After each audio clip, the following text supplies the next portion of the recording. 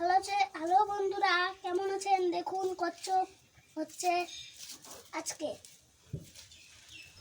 Hello friends, তো কেমন আছো সবাই বলো। তো প্রথমে তো আমার ছেলে বলেই দিয়েছে আজকে কচ্ছপের রেসিপি নিয়ে চলে এসেছি। কচ্ছপ কে কে খেতে ভালোবাসো কমেন্ট করে বলবে। প্রথমে কচ্ছপটা আমি ধুয়ে একটু সিদ্ধ করে নিয়েছি 2 মিনিটের জন্য, যাতে মাংসটা কাটতে সুবিধা হয়, এর জন্যে ছাড়াতে সুবিধা হয় তার জন্যে।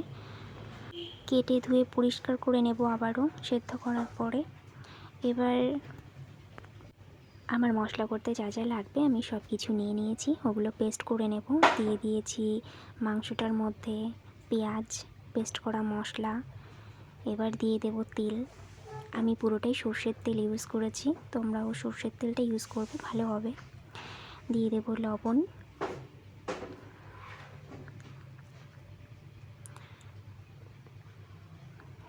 দিয়ে দেব হলুদ। এবার এটাকে পুরোটা মেখে নিয়ে আধা ঘন্টার জন্য রেখে দেব। আধ ঘন্টা পর ফিরে আসব। আমি আলুটাও লাল লাল করে ভেজে নেব। ঠিক এরকমটা হয়ে আসলে আমি আলুটা তুলে নেব। এবার আমি তেলে জিরেটা দিয়ে দেব। সবাই আমাকে একটু সাপোর্ট করো ফ্রেন্ড। পেঁয়াজ কুচি দিয়ে দেব।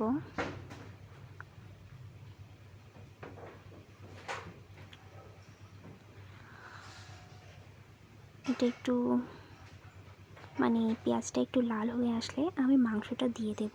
আগে থেকে মেখে রেখেছিলাম যে মাংসটা, ওটা আমি দিয়ে দেব। এবার খানিকক্ষণ কষিয়ে নেব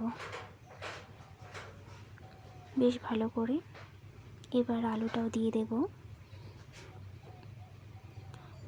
গরম জল, এখানে আমি গরম জল ব্যবহার করেছি, গরম জলটাই ভালো হয়।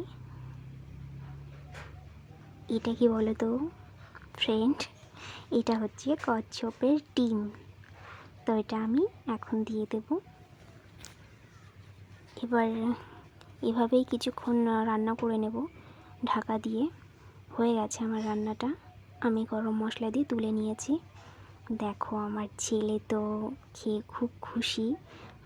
ও বলছে মা আমাকে আর একটু দাও। দেখো ঝাল হয়ে গেছে, চোখ দিয়ে জল এসে গেছে।